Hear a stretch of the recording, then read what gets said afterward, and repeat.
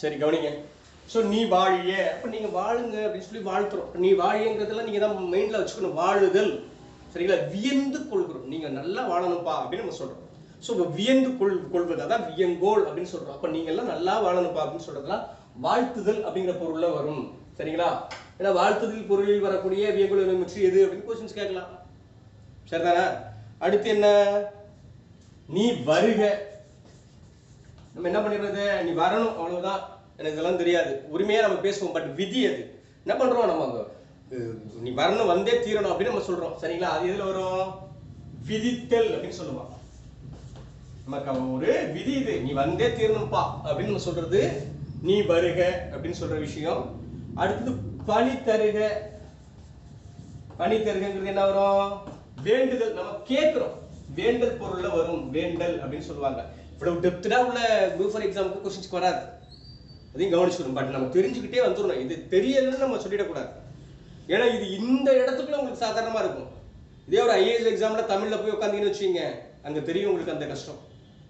அங்க கொடுக்குறா இலக்கணங்கிறது நேரா கொடுக்குறா, இவ்வளவு புத்தகங்கள் கொடுத்துட்றா. திராவிட மொழிகளின் ஒப்பிலக்கணம் கொடுக்குறான். எதுல? ஐஏஎஸ் எக்ஸாம்ல தமிழ் பாஸ் பண்றவங்க என்ன பண்றாங்க? திராவிட மொழிகளின் ஒப்பிலக்கணத்துக்கு போயிட்டா என்ன தெரிஞ்சிருக்கணும்? இதெல்லாம் தெரிஞ்சு, இலக்கணத்தை தெரிஞ்சு பிற திராவிட மொழிகள் என்ன இலக்கணம் இருக்குங்கிறத புரிஞ்சுக்கிட்டாதான் அந்த பேப்பரையும் அட்டன் பண்ண முடியும். இப்படியே அந்த டெப்த்ல இருந்து நீங்க புரிஞ்சுக்கணும். சும்மா ஏதோ குரூப் 4 எக்ஸாம் எழுத போனோம் அந்த மெயின் தாட்டே இருக்கக்கூடாது. குரூப் 4 எக்ஸாம்ங்கிறது ஒரு சாதாரண எக்ஸாம், நீ இவ்வளவுக்குள்ள போயிடணும். அதை தாண்டி என்ன இருக்குன்னு டெப்த்ல உள்ள கவனிக்கணும். ஏன்னா அந்த அளவு இருக்குது உள்ளுக்குள்ள. நீங்க மெயின்ஸ் எக்ஸாம்ல எல்லாம் இலக்கணம்லாம் போனீங்கன்னா ரொம்ப டஃபா இருக்கும். பிரிம்ஸ் எக்ஸாம் பொறுத்தவரை ஒரு பேசிக்காக காட்டிடுறாங்க, ஆனா மெயின்ஸ் வேற லெவல். அதனால அதெல்லாம் தெளிவாகவே புரிஞ்சுக்கணும். ஒரு நாள் நம்ம படிச்சுக்கணும், டைம் வேஸ்ட் பண்ணக்கூடாது. ஞாபகம் வச்சுங்க. நீ வருக, பணி தருகனா வேண்டோம். சரிங்களா? வேண்டல் பொருளில் வரக்கூடிய வியங்கோள் வினைமுற்று எதுன்னு கேட்டுருவான். பணி தருக சாதாரணமா சென்டென்ஸை புரிஞ்சுக்கணும். பணி தருக, எனக்கு அது தருக, எனக்கு ஒரு ஃபுட்டு கொடு, உணவு தருக, ஏதோ ஒண்ணு எனக்கு கெஞ்சிரும். கேட்டல். நீங்க பல கால சொல்ல பாத்தீங்கன்னா ரொம்ப ஆச்சரியமா இருக்கும் உங்களுக்கு. தமிழ் சொல்லலாம். இங்க பாருங்க, ஒரு எக்ஸாம்பிள் கேட்டல்னு ஞாபகம் வச்சுக்க பாருங்க.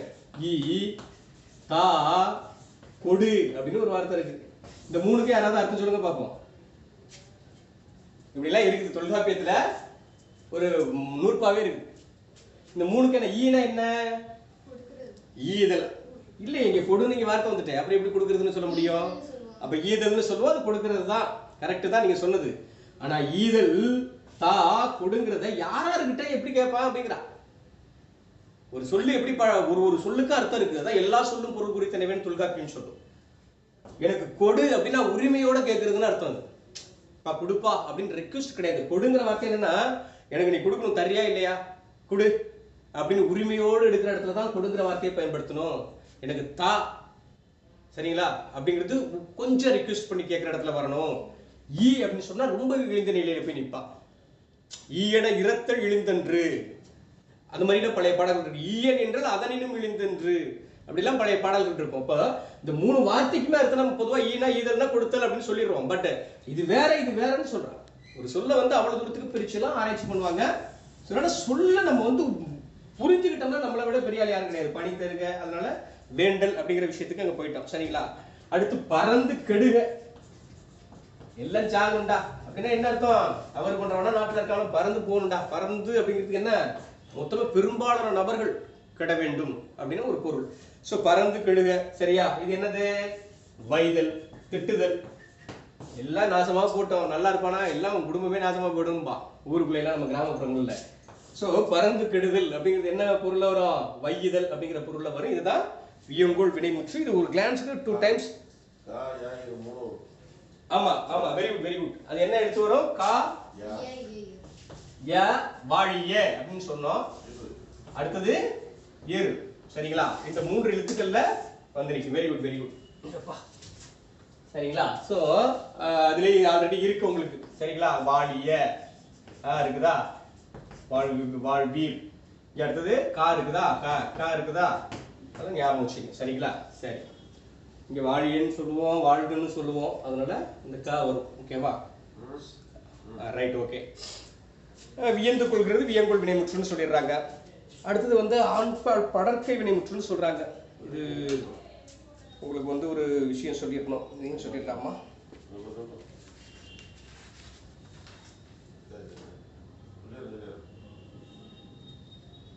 லாஸ்ட் டைம் எடுத்த கிளாஸ் தான், பட் இதை தெரிஞ்சுக்குவோம்.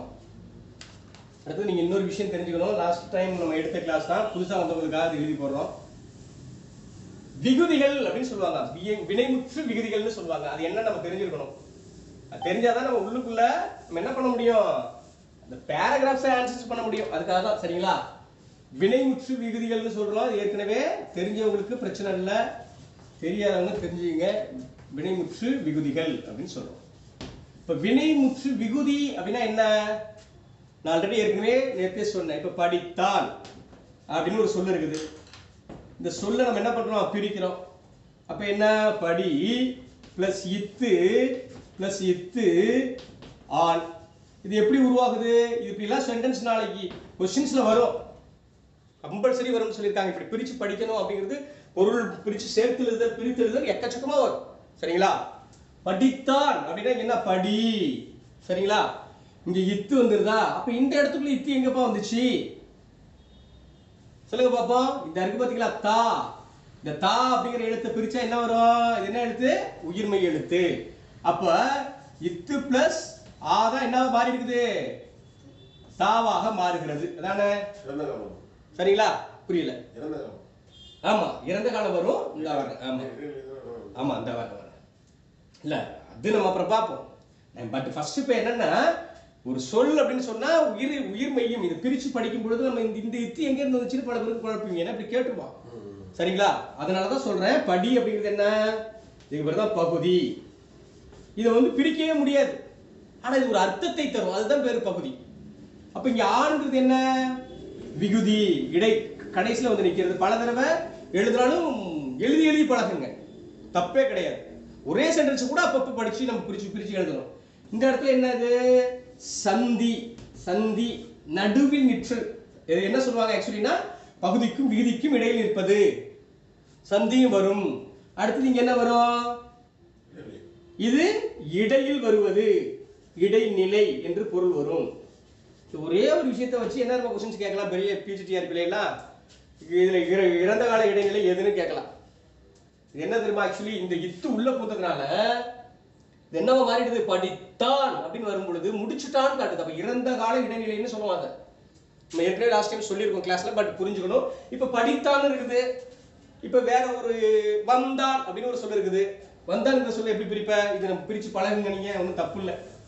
கிளாஸஸ் வெவ்வேறு எது போகுதுன்னு நினைக்க வேண்டாம், அது சப்ஜெக்ட் ஓரியன்டா தான் போகுது. வந்தான், வந்தான்ங்கிறது எப்படி பிரிப்ப, வந்தான், நடந்தான், நின்றான். ஸோ இங்க வந்தான் அப்படிங்கிறது எப்படி வரும்னா, வா அப்படின்னு வரும். எப்பொழுதுமே தொடக்கத்தில் இருக்கக்கூடிய பகுதி என்னாகும், ஒரு அர்த்தத்தை தரக்கூடியதாக இருக்கும். வா பிளஸ் இத்து பிளஸ், சரிங்களா, இந்து பிளஸ் இத்து பிளஸ் ஆன் அப்படின்னு சொல்லுவாங்க. இப்படிதான் இருக்கு. புரியுதுங்களா? ஒரு சொல்ல இப்படித்தான் பிரிக்கணும். சோ இதுக்கு பேர் என்ன, பகுதி. இதுக்கு பேர் என்ன, சந்தி. இதுக்கு பேர் என்ன, விகாரம். இதுக்கு பேர் என்ன, விகாரம். இது என்ன சொல்லுவாங்க, இடைநிலை. இதுக்கு பேர் என்ன சொல்லுவாங்க, இடைநிலை. இதுக்கு பேர் என்ன சொல்லுவாங்க, ஆண் அப்படிங்கிறதுக்கு விகுதி. இப்படிதான் பிரிப்பாங்க. சரிங்களா? இப்படி ஒரு ஒரு எழுத்தும் சேர்ந்துதான் ஒரு சொல்ல மாறுது. சரிங்களா? அப்ப வந்தான் அப்படிங்கிறதுக்கு வா அப்படின்னு வருது, சென்றான்ங்கிறதுக்கு செல்லுன்னு வரும். லகரம் நகரமாக மாறி இருக்கும். சென்றான் அப்படின்னு ஒரு சொல் இருக்குது. இந்த சென்றான் அப்படிங்கிற சொல்லி எப்படி பிரிப்ப, செல், சரிங்களா, சரிங்களா, இன், சரிங்களா, இன் பிளஸ் ஆன், சென்றான். ஓகேவா? இதுல சாரி, ஆமா ரைட் தான். பகுதி, விகுதி, சரிங்களா, இது சந்தி. ஆமா, இரு பிராக்கெட். இரு பிராக்கெட் ஆக்சுவலி ஒரு நகரமானது நகரமாக மாறும். ரான், இந்த ரா இருக்கு பாத்தீங்களா, இரு பிளஸ் ஆ. சரிங்களா? இதுல பிரிச்சா அவ்வளவுதான். அதுல இரு பிளஸ் ஆ ரா அப்படின்னு வருது. இன்னானது இராக மாற்றம் பெறும் அப்படின்னு நம்ம சொல்லணும். சரிங்களா? சோ இதுதான் இங்க லகரமானது நகரமா மாறும். இங்க பாருங்க, குழம்பிட கூடாது. இந்த லகரம் இருக்கு பாத்தீங்களா, செல் அப்படின்னா கட்டளை வாக்கியமா தானே, எப்பொழுது கட்டளை சொல்லாதான் இருக்கும். செல்லுங்கிறது லகரமானது என்னவா மாறுது, நகரமாக மாறுது. ஆமா ரைட் தான், சென்றான். ஓகே, சோ சந்தி இது என்ன இடைநிலை அப்படின்னு சொல்லுவோம். சரிங்களா? இப்படிதான் இந்த சொற்றொடர்களை பிரித்து பழக வேண்டும். அப்பப்ப பிரிச்சு பார்த்துங்க. இதே மாதிரி கொஸ்டின்ஸ் நம்ம இதுல அடுத்தது பிரித்து எழுதுக சேர்த்து எழுதுகள் அடிக்கடி வரும். சரிங்களா? ஞாபகம் வச்சுக்கணும். இப்போ நம்ம இதுல என்ன பார்த்துக்கிட்டு இருந்தோம்? வினைமுற்று விகுதிகள்னு பார்த்தோம். ரொம்ப ரொம்ப முக்கியமான இது, ரொம்ப டெப்த்டா உள்ள இலக்கணம். சரிங்களா? அது என்ன அப்படிங்கறத கொஞ்சம் கவனிச்சிங்க. ஆண்பால் வினைமுற்று விகுதி அல்லது விகுதிகள், பெண்பால் வினைமுற்று விகுதிகள், வினைமுற்று விகுதிகள். அடுத்தது பலர்பால் வினைமுற்று விகுதிகள். அடுத்தது என்ன? ஒன்றன்பால். ஏற்கனவே எழுதியிருந்தாலும் மறுபடியும் எழுதுறது உங்களுக்கு எழுதி படிக்கிறது, நீங்க ஒரு டைம் ரீட் பண்றதை விட அந்த ரீடிங்கை வந்து எழுதி நீங்க பண்றீங்க பாத்தீங்களா, அந்த ப்ரிப்பேர் ஸ்டைலே வேற. கையை வச்சாலும் பரவாயில்ல, நம்ம எழுதணும் அப்படிங்கிற ஒரு பயிற்சி நம்ம எடுத்துக்கணும். சரிங்களா? அதுவும் எதுக்கு சொல்றோம்? ரிட்டன் டெஸ்ட்னு ஒன்று இருக்குது. மெயின் எக்ஸாம்லாம் நீங்க குரூப் 2 எக்ஸாம் போயிட்டீங்கன்னா ரிட்டன் டெஸ்ட். டைம் மேனேஜ்மெண்ட்டுக்கு ரொம்ப ரொம்ப முக்கியம். ஒரு திடீர்னு ஒரு கொஸ்டின் கேட்குறா. ஒரு லாஸ்ட் டைமும் குரூப் 1ல கேட்ட கொஸ்டின்ஸ், அண்டவெளி பிரபஞ்சம் குறித்து விவரின்னு கொஸ்டின்ஸ் கேட்டிருக்கான்.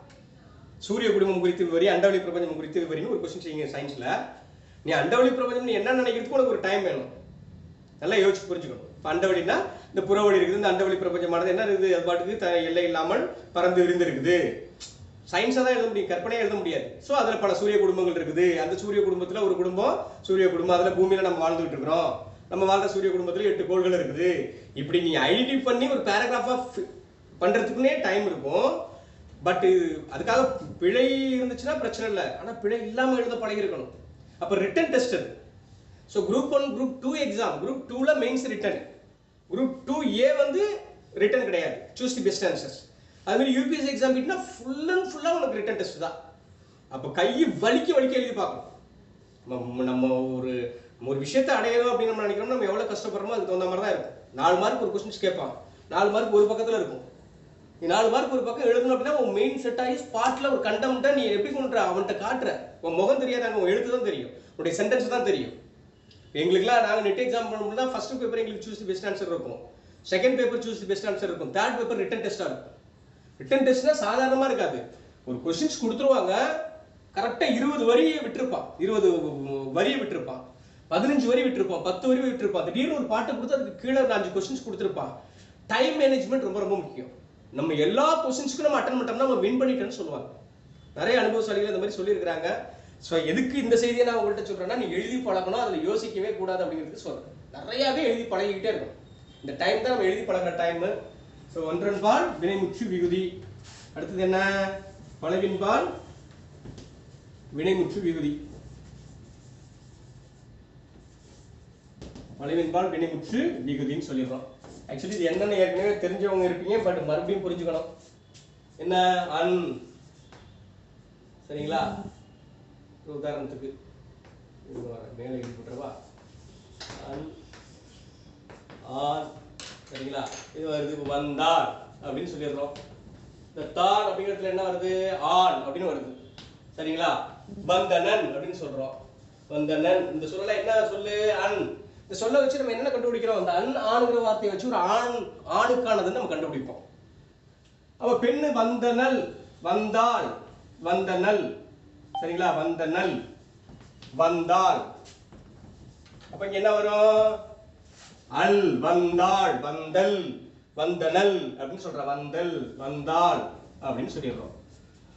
தேர்ட் என்ன வரும்? வந்தார். சரிங்களா? வந்தனர், வந்தார், வந்தனர். வருவ. சரிங்களா? சோ அர் ஆர் ப அப்படின்னு சொல்லுவாங்க. அர் ஆர் ப. சரிங்களா? இது என்ன சொல்லுவாங்க? ஜஸ்ட் சிம்பிளா क्वेश्चंस கேட்டுருவான். குரூப் 4 எக்ஸாம்ல இதுல இவ்வளவு டெப்தா கேட்க போறான்னு நம்மளால உறுதியா சொல்ல முடியல. இந்த மாதிரி क्वेश्चंस வந்தது இல்ல, பட் தெரிஞ்சுக்கணும். அர் என்பது என்ன வினைமுற்று விகுதி கேட்பான். உயர்திணை ஆண்பால் வினைமுற்று விகுதி, உயர்திணை பெண்பால் வினைமுற்று விகுதி, பலர்பால் வினைமுற்று விகுதி. அப்படின்னு கொஸ்டின்ஸ் கேட்கலாம். லாஸ்ட் டைம் கூட நம்ம ஒரு கொஸ்டின்ஸ்ல அந்த வேர்டு இருந்துச்சு, ஒன்றன்பால் வினைமுற்று விகுதி அப்படின்னு சொல்லி ஒரு கொஸ்டின் பார்த்தோம், அப்படிதானே? அது ப்ரீவியஸ் கொஸ்டின்ஸ்ல பார்த்தோம் லாஸ்ட் டைம். அது என்ன கொஸ்டின்ஸ், அதுக்கு இவ்வளவு அந்த இது அதுக்கு அன்னைக்கு விளக்கம் கொடுத்தோம் முழுமையா. இதை இப்படி கேட்கறவன் ஒன்றன்பால் வினைமுற்று விகுதின்னு கேட்கறவன் ஒன்றன்பால் வினைமுற்று விகுதி எதுன்னு கேட்கறது எவ்வளவு நேரம் ஆக போகுது, சரிங்களா? ஸோ அது வரும். அடுத்தது இங்க என்ன, அது வந்தது அப்படின்னு சொல்லுவோம், வந்தது, சரிங்களா? இங்க வந்தன அப்படின்னு சொல்றோம். இங்க என்ன, தூ என்ன, தூ ரு டு, வந்தன, வந்துட்டு, வந்துட்டு, டுங்கிறது வழக்கு சொல்லு. பட் இந்த வழக்கு சொல்லு இப்ப கிடையாது. ஆனா தூ ரு டு மூணு என்னது, ஒன்றன் பால் அக்ரிணை. இது சரி, இது மூணு எதுக்கு, உயர்திணை அப்படின்னு சொல்றோம். இது ரெண்டு எதுக்கு, அக்ரிணை அப்படின்னு சொல்றோம். இதெல்லாம் உங்களுக்கு ஏற்கனவே தெரிஞ்சிருக்கும். இந்த இலக்கணம்லாம் புரிஞ்சுக்கிட்டே வாங்க, உங்களுக்கு எக்ஸாம் கொஸ்டின்ஸ் கொடுக்கும்பொழுது, உங்களுக்கு எக்ஸாம்பிள் கொடுக்கும்பொழுது நல்லாவே தெரியும். ஸோ நீங்க தூ வருது பாருங்க, வந்தது. ஒருமை என்ன சொல்றது, அவன் வந்தான். இப்படிதான் சென்டென்ஸ் கேட்கறாங்க. நிறைய பிழைகள் வர்றதுக்கு காரணம் இப்போ ஒண்ணு ஆடு வந்ததுன்னு சொல்றோம், சரியா தவறா? ஆடு வந்தனன்னு சொல்றோம், சரியா தவறா? அதுவும் சரிதான், அதையும் நம்ம பார்க்க போறோம். இப்ப இதுல இருக்குது பாக்குறோம். பட் என்ன கான்செப்ட் அப்படின்னு பாத்தீங்கன்னா, ஒருமைக்கு தூ வரும், தூ ரு டு அப்படிங்கிற சொல்லல முடியும். பன்மைக்கு ந, சரிங்களா? ந வந்து நிற்கும் அப்படிங்கிறது. புத்தகங்கள் இருந்தன, புத்தகம் இருந்தது, சரிங்களா? ஒருவன் இருந்தான், அது ஆணு. ஒருத்தி இருந்தாள், அது பெண்ணு, சரிங்களா? அடுத்தது ஒருவர் வந்தார் அப்படின்னு சொல்லிடுவாங்க. யாருன்னு தெரியுமா? ஆணா இருக்கலாம், பெண்ணா இருக்கலாம். அது ஆண் பெண்ணை காட்டாது.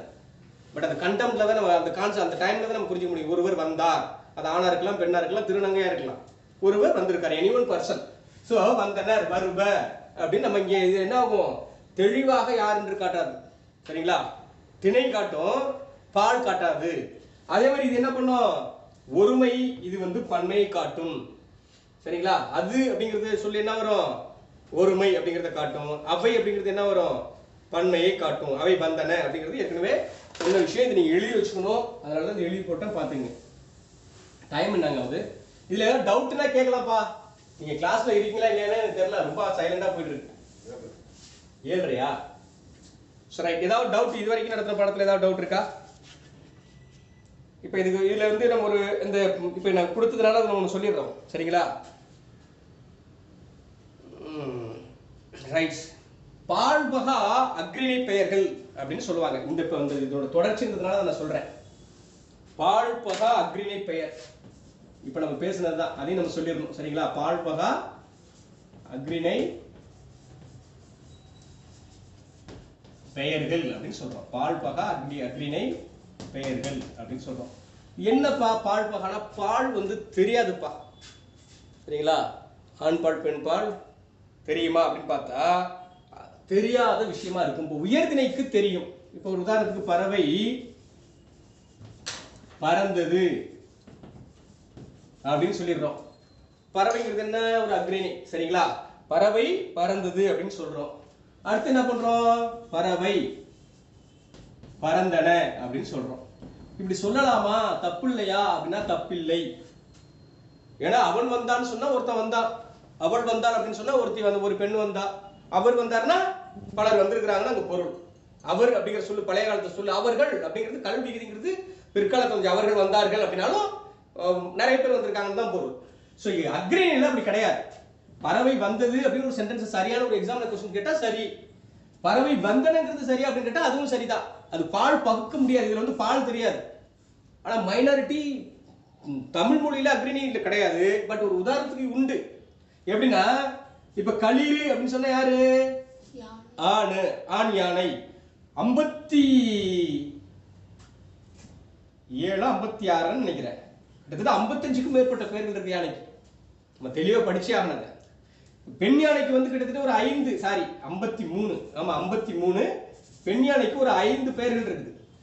அவ்வளவு பேர்கள் குவிஞ்சு கிடக்குது. மாதிரி காடுக்கு அவ்வளவு பேர்கள் இருக்குது, மரத்துக்கு அவ்வளவு பேர்கள் இருக்குது. இதெல்லாம் நம்ம கட்டாயமா பிறகு பார்க்கணும், சரிங்களா? இந்த பொறுத்துக்களை கம்பேரிட்டிவ் எல்லாம் வந்துடும். ஸோ இங்க வந்து என்ன சொல்லுவோம், பிடி அப்படின்னு சொல்லிடுவோம். இது ஆண், இது பெண்ணு அப்படிங்கிற பேர்லாம் உண்டு. பட் பொதுத்தன்மையில என்ன அப்படின்னு பார்த்தீங்கன்னா, மெஜாரிட்டி நம்ம இந்த சென்டென்ஸ் அடிப்படையில் பார்த்தோம்னா, இப்போ ஒரு சென்டென்ஸ் கொடுக்குறான், பறவை பறந்தது அப்படின்னா ஒரு பறவை பறந்தது, பறவை பறந்தன அப்படின்னு சொன்னா பல, சரிங்களா? இப்படி சென்டென்ஸ் கொடுக்கலாம். பட் இதுல பால் பகுப்பு இல்லாத அக்ரிணை பெயர்கள்னு கொடுத்துருவோம். இந்த இடத்துக்குள்ள நீங்க ரெண்டு விஷயத்தையும் புரிஞ்சுக்கிறீங்க. பால் பகுக்க முடியல. இது ஆனா பெண்ணான்னு தெரியுதா? பறவை நாய் ஓடியதுன்னு சொல்றான். ஆண் நாயா பெண் நாயா தெரியாது. அப்ப பால் பகுத்து பார்க்க முடியாத அக்ரிணை பெயர்கள் அதுக்கு எடுத்துக்காட்டு அப்படிங்கிறது அந்த விஷயம். ஸோ அதே மாதிரி இன்னும் 2 உதாரணம் கொடுக்கணும்னா, ஒரு உதாரணத்துக்கு மரம் காய்த்ததுன்னு சொல்றோம். மரம் காய்த்தது. சரிங்களா? என்னம்மா? ஆமா, காலம் காட்டி தானே தீரும். உங்களுக்கு காலங்கிறது தெளிவா காட்டிடுது இல்ல. இப்ப நம்ம வினையோட பொறுத்து தானே வர. பறந்தது அப்படின்னு சொல்லிட்டோம்னா பறந்து முடிஞ்சிருச்சு. பறவை பறந்து கொண்டு இருக்கிறது. பறவை பறக்கும். பறந்ததுன்னா முடிஞ்சிருச்சு. பறந்து கொண்டு இருக்கிறதுனா அது காட்டும் தாராளமா. செயலை தெளிவாக காட்டிடும். அதே மாதிரி பறந்தனே அப்படின்னு சொன்னா பறந்து நிறைய பறந்து முடிஞ்சிச்சு. ஆமா, இறந்த காலத்துல இருந்து பறந்து கொண்டு இருக்கின்றன அப்படின்னா அப்டேட்ல காட்டுது, நிகழ்காலத்தை காட்டுது. பறவைகள் பறக்கும், பறவை பறக்கும் அப்படின்னு கொடுக்கலாம். இங்க இந்த இடத்துக்குள்ள என்ன சிக்கல்னா, இந்த இடத்துக்குள்ள என்ன ஆகுது? பால் பகுப்பு இருக்காது. கல்வி விதி இல்லாமலும் வரலாம். அது தப்பு இல்லை அப்படிங்கிற விஷயத்தையும் புரிஞ்சுக்கணும். இப்போ மரம் காய்த்ததுன்னு சொல்றோம். இது என்னது? மரம் காய்த்தது அப்படின்னு சொல்றோம். சரிங்களா? மரம் காய்த்தனன்னு சொல்றோம். மரம் காய்த்தன அப்படின்னு சொல்றோம். இப்போ இந்த ஒருமை பன்மை இந்த இடத்துல இருக்கு பாத்தீங்களா? இது ஒருமைக்கு வருது, இது பன்மைக்கு வருது. அதை மட்டும் தான் புரிஞ்சுக்கணும். இந்த அடிப்படையில இருந்து அந்த ஒருமையை பன்மையா அக்ரேல வரும். மரம் காய்த்ததுன்னா ஒரு மரம் காய்த்தது. மரம் காய்த்தன அப்படின்னா பல மரங்கள் காய்த்து கிடக்குது, நிறைய கனிகளோட இருக்குது அப்படின்னு பொருள் வரும். இது வந்து பால்பகா அக்ரிணை பெயர்கள் அப்படின்னு விளக்கப்படுகிறது. ரைட்டு. எல்லாம் மயக்க நிலைக்கு போயிட்டீங்களா உள்ளவங்களா? பாப் ஐயா, நான் பேசிட்டு இருக்கிறது உங்களுக்கு புரியுது தானே? ஐயா கேக்குதுங்களா? ஐயா கேக்குதுங்கப்பா, சொல்லுங்கப்பா. ஐயா, இப்போ பறவை அந்த ஒருமை பன்மையில வந்து பறவைகள் பறந்தன, மரங்கள் காய்த்தன அப்படின்றது சரியானதா இருக்காதுங்களா? அது சரிதான். சரி, okay okay, very good very good. இங்க பாருங்க, பறவை ஒருமை பன்மை பிழை ஆயிடாதுங்களா ஐயா? என்னப்பா ஒருமை பன்மை பிழையா ஆயிடாதா அது? இந்த ஒரே நிமிஷம் சொல்றேன். இந்த very good very good very good. Actually correct, நீங்க கேட்கறது சூப்பர் விஷயம். நல்லா தெளிவா கேக்குறீங்க. Very good very good, super.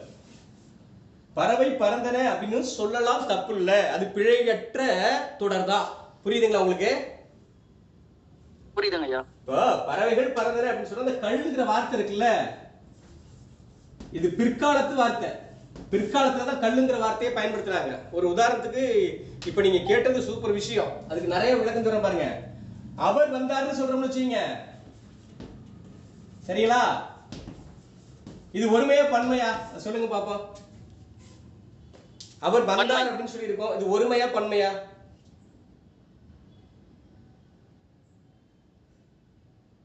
சொல்லுங்க பாப்போம். பன்மையாகாது. ஏன் பன்மையாகாது?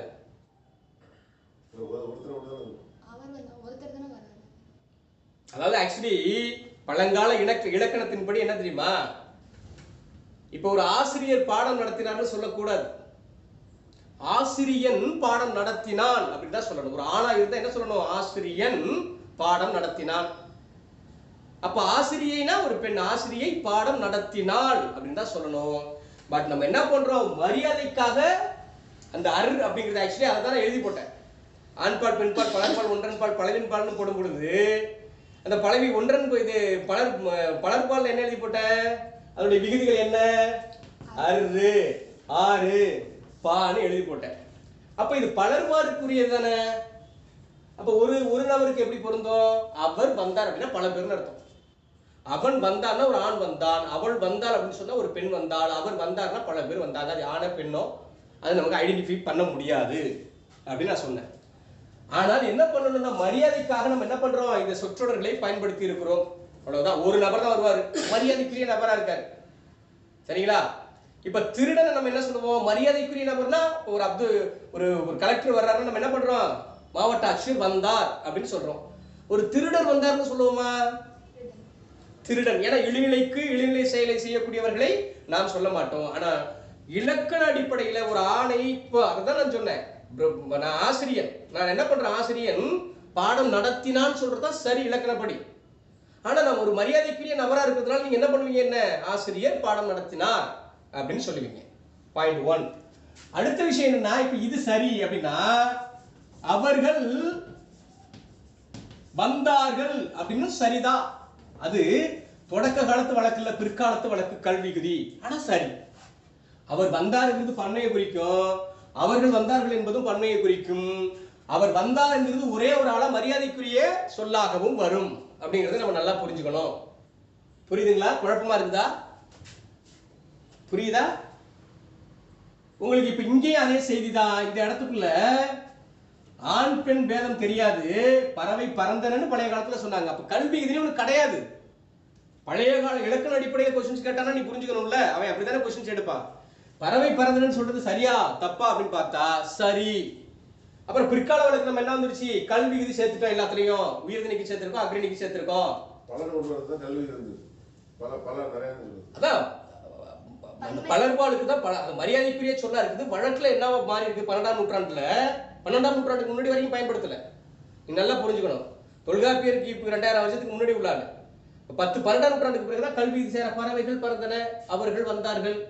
அப்ப அவர்ங்கிறது ஒருமைக்கு மிகுதியாக பயன்படுத்தப்பட ஆரம்பிச்சு இந்த கல்வி இது எனக்கு என்ன ஆயிடுச்சு, இது சரி அப்படின்னு வந்துருச்சு. இப்ப இது சரியா அப்படின்னு கேட்டா அது சரிதான். அதுதான் இப்ப நம்ம பேசுறது. பறவை பறந்தன, பறவை பறந்தது, பறவை பறந்ததுன்னா ஒருமை, பறவை பறந்தனங்கிறது பன்மை. இந்த சென்டென்ஸா கொஸ்டின்ஸ் கேட்டு சரியா கேட்டாலும் சரின்னு தான் சொல்லணுங்கிற. பழங்கால வழக்குல அப்படி இருந்துச்சு அப்படிங்கறத உங்களுக்கு நான் தெளிவா சொல்றேன். பறவை பறந்தன அப்படிங்கிறது ஒருமையா பன்மையா சார்? பன்மை.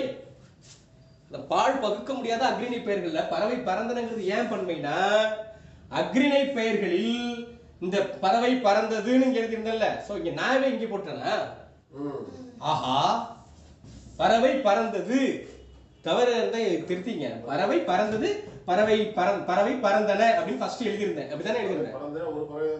ஆமா, பறவை பறந்ததுன்னா தூ வந்துருச்சுன்னா இதை வச்சு நம்ம என்ன பண்ணிடுவோம், ஐடென்டிஃபை பண்ணிடுவோம். அதுதான் இங்க ஒண்ணுன்னு எழுதுறேன்னு. பறவை பறந்தது, பறவை பறந்தன அப்படின்னு சொன்னா பல, ரெண்டுக்கு மேல. சோ அதுக்கு பிறகு வந்த வழக்குல என்ன ஆயிடுச்சு, பறவைகள் பறந்தன அப்படின்னு வந்துச்சு. பறவைகள் பறந்தன அப்படிதான் சொல்றதா ரூல்ஸ் அப்படின்னு வந்துருச்சு. அப்போ நம்ம கல்வி இது பிற்காலத்துல சேர்த்தோம். அப்ப இது சரியா அப்படின்னு கேட்டா சரி, இது சரிங்கிற மாதிரி அதுவும் சரிங்கிறத புரிஞ்சுக்கணும். ஓகேங்களா ஐயா? புரியுதுங்களா செந்தில்? ஐயா புரியுதுங்க ஐயா. Right, okay. வேற டவுட் இருக்குங்களா?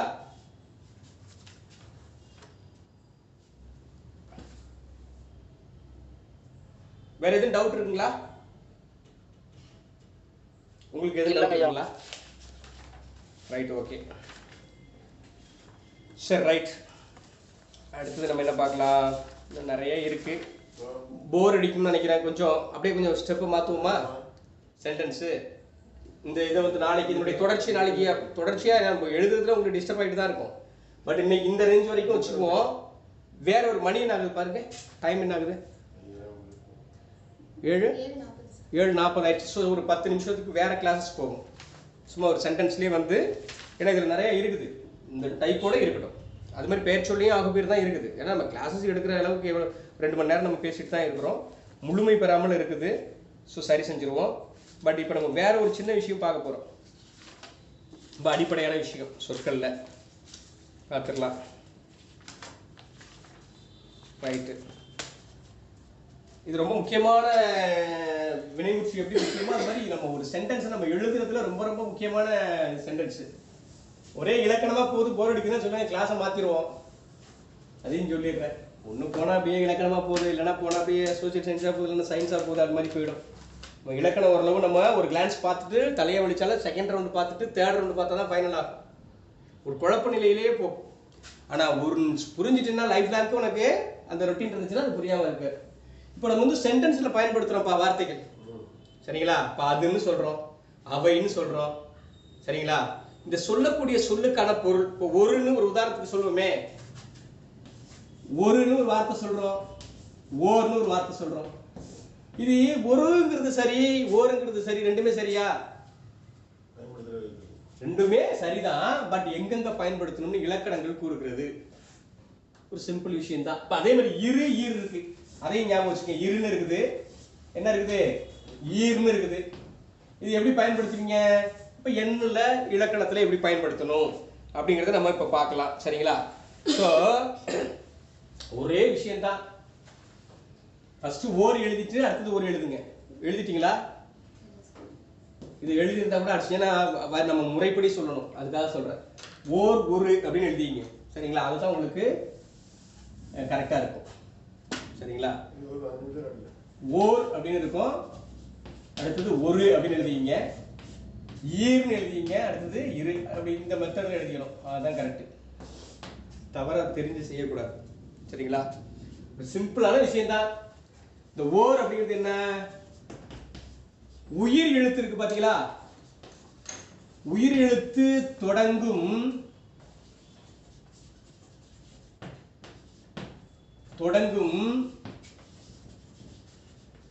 சொல்லுக்கு முன்பு வரும்.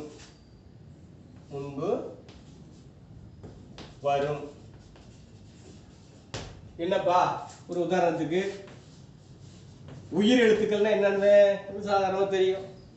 12 எழுத்துக்கள் தெரியுது. ஆனா அவனா ஈனா ஈயனா நம்ம சொல்றோம். அதை எப்படி உச்சரிக்கணும்னே சொல்லணும். அது நம்ம ஒரு பிறப்பு இருக்கு, எழுத்தியல்ல பிறப்பியல் இருக்குது. அதுல எடுத்து கொஸ்டின்ஸ் வருது. அதை நம்ம இப்ப பார்க்க போறோம். இப்போ ஓர் ஆடு, ஒரு ஆடு, இது ரெண்டுல எது சரி? சொல்லுங்க பாப்போம். இது ரெண்டுல எது சரி? ஓர் ஆடு அப்படின்னு சொல்றது சரியா, ஒரு ஆடு அப்படின்னு சொல்றது சரியா? ஓர் ஆடுங்க ஐயா. ஓர் ஆடு. ஏன்? நம்ம ஏற்கனவே ஏன்னா உயிர் எழுத்து வரும். அப்போ உயிரெழுத்து முதலில் தொடங்குகிற ஒரு சொல் இருந்தால் ஓர் என்று வரும். இவ்வளவுதான் இலக்கணம். புரியல?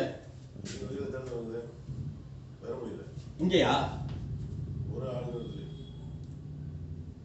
இங்க இருடா போட்டுருக்க. புரியலையே. இல்ல ஓருக்கு மட்டும் தான் உயிரெழுத்துக்கள் சொல்றாங்க. இல்ல நான் என்ன கேக்குறேன்னா, நான் கேக்குறேன் நீங்க புரிஞ்சுக்கணுங்கிறதுக்காக கேக்குறேன். இப்ப ஓர் ஆடுங்கிறது சரியா, ஒரு ஆடுங்கிறது சரியான்னு கேட்டேன். அப்ப நீங்க என்ன சொல்லிருக்கீங்க? ஓர் ஆடுன்னு சொல்லிருக்கீங்க. என்ன ரீசனு? அப்ப இது என்னது? தப்புன்னு புரிஞ்சுக்கீங்க, எழுதி வச்சுக்கீங்கன்னு சொல்றேன். புரியுதுங்களா நான் சொல்றது? இங்கேயே தான் எழுதியிருக்கிறேன். பட் இது சரியா தவறா? இப்போ ஓர் இலை அப்படின்னு எழுதுறோம். ஒரு 4 உதாரணங்கள் எழுதி பழகினாதான் நினைவூட்டம் கூடுதலாயிட்டே இருக்கும். அப்ப ஒரு இலை அப்படின்னு சொல்றோம். இது சரியா தவறா? அப்ப இது எல்லாமே தவறு, இது எல்லாமே சரி. அப்ப என்ன விஷயம் அப்படின்னு பாத்தீங்கன்னா, வருமொழின்னு சொல்லுவாங்க. சரிங்களா? வருமொழியில அதாவது ஒரு மொழி, ஒரு சொல்லினுடைய வருகின்ற சொல்லினுடைய முதல் எழுத்து உயிரெழுத்தாக இருந்தால் ஓர் வரும், ஓர் வரம் அப்படின்னு சொல்றோம். சரியா? தப்பு. ஏன்? அது உயிர்மெய் எழுத்து. இவ்வளவுதான் விஷயம். ஒரு வர ஒரு வரத்தை பார்த்தேன் அப்படின்னு சொன்னா ஒரு பெண்ணை ஒரு ஆணை போய் பாக்குறாங்க. ஒரு வரம் ஓர் வரம்னு சொல்ல முடியுமா? தவறு. இவ்வளவுதான் இந்த விஷயம். புரியல? இல்ல அது வந்துட்டு ஓர் அப்படிங்கிறது மட்டும் தான் உயிரெழுத்து தொடங்கும், ஒருக்கு வராதுன்னு சொல்லுங்க. இன்னும் செகண்டுக்கு என்ன வரல. இப்ப நீங்க என்ன குழப்பத்துல இருக்கீங்கன்னா, ஓர் ஆடு ஒரு ஆடு சரியா? இந்த ரெண்டுல எது சரின்னு கேக்குறேன். இது சரின்னு வருமொழியில உயிரெழுத்து வந்தா அதுலயே வருமொழியில உயிரெழுத்து வந்தது. வருமொழியில உயிரெழுத்து வருது, ஆனா அது தப்புன்னு சொல்றேன். அது வந்து ஓருக்கு மட்டும் தான் வருமா உயிரெழுத்து? உனக்கு தெரிஞ்ச சொல்லு பாப்போம். இந்த ஆடு இலையை விட்டு பாப்போம். ஒரே ஒரு சொல்லு உனக்கு தெரிஞ்ச சொல்லு பாப்போம். ஓர் ஆண்டு சார். ஆண்டு அப்படின்னு சொல்றோம். சரிங்களா? ஆண்டுன்னு சொல்றோம். இப்போ நான் என்ன சொல்றேன், இப்படி இருக்கும் சென்டென்ஸ். ஒரு ஆண்டில் பொது கூட்டம் ஒன்று ஒரு ஆண்டில் ஒரு கூட்டம் ஒன்று நடைபெற்றது அப்படின்னு ஒரு சென்டென்ஸ் இருக்குன்னு வச்சுக்கோங்க. சொன்னதுனால அந்த வார்த்தை. சரிங்களா? என்ன சொல்றேன், ஒரு ஆண்டில் கூட்டம் ஒன்று நடைபெற்றது. அந்த கூட்டத்தில் இந்த பாருங்க, இப்படியே ஒரு சென்டென்ஸே எழுதிருவோமே. அந்த ஒரு ஆண்டு எங்க ஏதோ ஒரு கூட்டம், ஒரு அப்ரோச்மெண்டா தானே சொல்றேன். அது ஒன்றும் குழப்பம் இல்லை. ஒரு ஆண்டில் அப்படின்னா எப்படி சொல்லலாம், இது தியாகிகள் கூட்டம்னு வச்சுங்க. இப்படி சொன்னாதான் உங்களுக்கு கரெக்டா புரியும். சரிங்களா? ஒரு ஆண்டில் ஏதோ ஒரு ஆண்டுல ஒரு ஆண்டில் தியாகிகள் கூட்டம் நடைபெற்றது. அந்த கூட்டத்தில் நான் கலந்து கொண்டேன் அப்படின்னு ஒரு சென்டென்ஸ் இருக்குது. சரியா தவறான கேட்ப வர ஒண்ணும் இல்லை விஷயம். அதே இடத்துல என்ன வரும்? ஒரு ஆண்டில். சரிங்களா? ஒரு ஆண்டில். அது தியாகி கூட்டம் நடைபெற்றது, அந்த கூட்டத்தில் நான் கலந்து கொண்டேன். அப்ப இந்த இடத்துக்குள்ள என்னன்னா நீ பார்க்கணும், பிழைகளை திருத்தி எழுதுறது. ஓராண்டுன்னு கொடுத்துருக்கிறான். ஸோ ஃபர்ஸ்ட் சரி நீ புரிஞ்சுக்கணும். செகண்ட் ஒன் என்ன, தியாகிகள் கூட்டம் நடைபெற்றது, அந்த கூட்டத்தில் இக்கு இல்லாம இருக்கும். காசதாப வர்றப்ப என்ன வரும்? அது அந்த இந்த உந்தங்கிற சொல்லல இக்கு வரும். இது நீ தெரிஞ்சிருக்கணும் சாதாரண பேராகிராஃப் நம்ம திருத்துறதுக்கு. சரியா? நான் கலந்து கொண்டேன், இங்க இக்கு வருது. ஸோ இது சரியா சொல்லியிருப்பான். இந்த இடத்துல ஒரு பிழை இருந்திருக்கும், அங்க ஒரு பிழை இருந்திருக்கும். அப்ப இது சரியா இருக்குன்னா சரி நம்ம டிக் பண்ணுவோம். அவ்வளவுதான். நம்ம என்ன பேசிட்டு இருக்கிறோம் அப்படின்னா, முதல் எழுத்து உயிரெழுத்தாக வருகிற எந்த சொல்லா இருந்தாலும் சரி முன்னாடி ஓர் என்றுதான் வரும். அப்ப ஒரு ஆண்டில் சொல்றது சரியா தப்பு? புரியுதுங்களா? இதைத்தான் நான் சொல்றேன். இது சரி, இது தவறு. அப்ப எந்த இடத்துக்குள்ள அப்படின்னா உயிர்மை எழுத்துக்கள் வந்தால் என்ன வரும்? ஒருன்னு வரும். அவ்வளவுதான் விஷயம். ரெண்டுக்கு அதே தான். ஈராண்டுன்னு தான் சொல்ல முடியும், இரு ஆண்டுன்னு சொல்ல மாட்டோம். ஓர் ஆண்டுன்னு சொல்ற மாதிரி ஈர் ஆண்டுன்னு சொல்லுவோம். சரிங்களா? அது ஞாபகம் வச்சுங்க. இருன்னு சொல்ல மாட்டோம். அப்ப உயிர்மெய் எழுத்துக்கு தான் வரும். இது ரெண்டுக்குமே பொதுவானது. அப்ப ஒருங்கிறது எங்க வரும்? உயிர் மெய் எழுத்து. உயிர்மெய் எழுத்து தொடங்கும் சொல்லுக்கு முன்பு என்ன வரும்? ஒரு வரும், முன்பு வரும். சரிங்களா? ஒரு வரும். என்ன வேணாலும் சொல்லலாம். இப்ப இந்த இடத்துக்குள்ள ஒரு வரம். சரிங்களா? ஒரு வகை. அப்ப ஒரு பனை, ஒரு மாடு. சரிங்களா? ஓர் மனிதனே சொல்லக்கூடாது, ஒரு மனிதன் தான் சொல்லணும். புரியுதுங்களா? நம்ம என்ன சொல்லுவோம்? ஒருன்னு தான் சொல்லணும். ஸோ இந்த இடத்துல என்ன வருது? அப்ப ஓர் வரம்னு நம்ம சொல்லுவோம். அது சரியாது? சரியாது? தப்பு. ஒரு வகை அப்படின்னு சொல்றதுல ஓர் வகை அது ஒரு வகை. இதெல்லாம் வந்து நம்ம பேப்பர்ஸ்ல நிறைய தவறுகள் வரும். இது தவறு. ஓர் பனைன்னு சொல்லுவோம், தப்பு. ஓர் மாடுன்னு சொல்றதும் தப்பு. ரீசனபிளா ஒரே விஷயம் தான். உயிரெழுத்துக்கள் முதலெழுத்தாக வந்தால் ஓர் என்று வரும். சரிங்களா? இல்லைன்னா ஓர்னு வரும். முடிஞ்சு போச்சா? ரைட். என்னமா ஈருக்கு அதே தான், இதே கண்டம் தான். அப்ப ஈர் இந்த பாருங்க, இந்த கொடுத்துருவோம், அதையும் கொடுத்துருவோம். இதுல என்ன இருக்கு இங்க பாருங்க. ஈராண்டு இதான் சரின்னு சொல்றான். இரு ஆண்டுன்னு சொல்றது தப்புன்னு சொல்றான். இரு ஆண்டு அப்படின்னு சொல்றது தப்பு. சரிங்களா? ஒரு உதாரணத்துக்கு இரு மலர்கள்னு சொல்லலாம். இப்ப புரியுதுங்களா? இரு மலர்கள்னு சொல்லலாம். ஈர் மலர்கள்னு சொல்ல முடியுமா? ஈர் மலர்கள் சொல்றது என்னது? தவறு. சோ இது சரி, இது சரி, அது ரெண்டும் தப்பு. உயிரெழுத்துக்கள் தான் இது.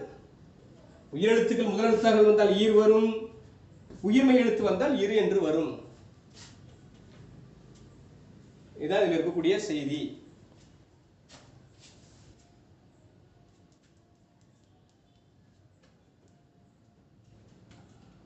அதே மாதிரி தான் இன்னொரு சென்டென்ஸ். இது புரிஞ்சிருச்சுங்களா? அழிச்சிருவா.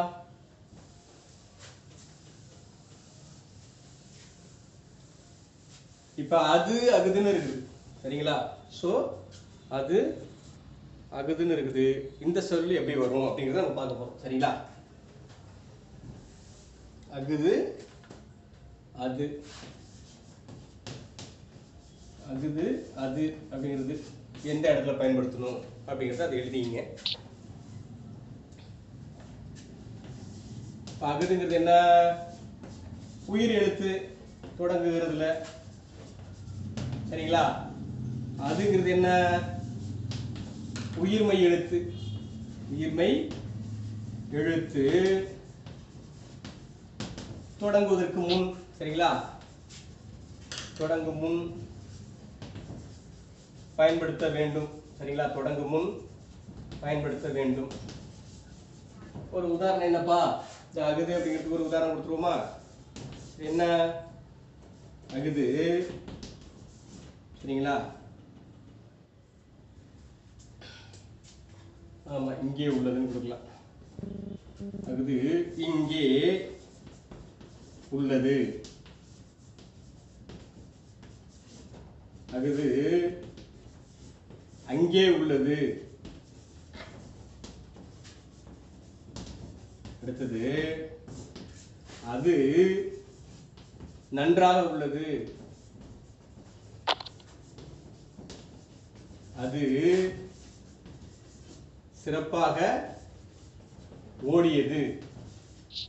ஓடியது, சிறப்பாக ஆடியது, சிறப்பாக பாடியது. ஸோ இந்த 4 எழுத்து தான் ஞாபகம் வச்சுங்க. அகுது அப்படின்னு சொல்லிட்டா உயிரெழுத்து தொடங்குவதற்கு முன்பு இருக்கக்கூடிய சொற்கள் என்ன பயன்படுத்தணும்? அகுது என்று பயன்படுத்த வேண்டும். அடுத்தது அதுங்கிற சொல் என்ன? உயிர்மெய் எழுத்து தொடங்கக்கூடிய இடத்துல அது என்ற சொல்லை பயன்படுத்த வேண்டும். இதுல என்ன டவுட் இருக்க போகுது? இது எளிமையா இருக்கு, பட் நமக்கு தெரியாம இருக்கலாம், சில பேருக்கு தெரிஞ்சிருக்கும். அதில் ஒரு தடவை புரிஞ்சுக்கிட்டோம்னா நாளைக்கு ஒரு கொஸ்டின்ஸ் வரும். சரிங்களா? சரிங்களா? அகுது அங்கேயே ஓடியது, சரிங்களா அப்படின்னு கேட்டு சென்டென்ஸ் சரியா தவறான்னு கேட்பான். சென்டென்ஸ்க்கு ரொம்ப முக்கியம். நான் உங்களுக்கு கொஸ்டின் கொடுக்கும்போது தான் உங்களுக்கு தெரியாது எல்லாம் கொஸ்டின்ஸ் வரும் அப்படின்ட்டு அப்போ தான் உங்களுக்கு புரியும். சரிங்களா?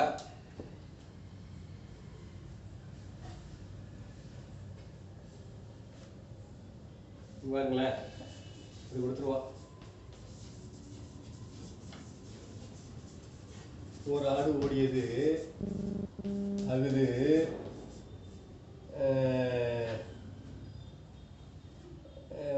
மலை அருகே, மலை அருகே மறைந்து கொண்டது அப்படின்னு ஒரு சென்டென்ஸ் இருக்குன்னு வச்சுங்களேன். மறைந்து கொண்டது அப்படின்னு ஒரு சென்டென்ஸ் வரும். சென்டென்ஸ் அமைச்சு தானே கேட்க போறாங்க. ஸோ ஒரு ஆடு ஓடியது, சரி. அது மழை மீது என்ன பண்ணுச்சு? மலை அருகே மறைந்து கொண்டது, சரியா? தவறு. ஸோ இப்படிதான் இருக்கும். அடுத்து என்ன பண்ணிடுவான்? ஒரு ஆடு ஓடியது, அது மலை அருகே அப்படின்னு கொடுத்துருப்பான். ஒரு சென்டென்ஸ் பேராகிராஃபை நம்ம அமைச்சு பார்த்தோம்னா இது எல்லாத்தையும் சேர்த்து கொடுத்துருவான். இதுதான் இதுல இருக்கக்கூடிய செய்தி. அது இதுன்னு பார்த்துட்டோம். அடுத்தது என்ன பார்க்கலாம்? தாண்டாமலாம் நிறைய இருக்கு. டைம் என்ன ஆகுது பாருங்க, 7:55 ஆயிடுச்சு. அப்போ என்ன பண்ணிக்கலாம், முடிச்சுக்கலாம் கிளாஸஸ். டவுட் இருந்தால் ஏதாவது கேளுங்க.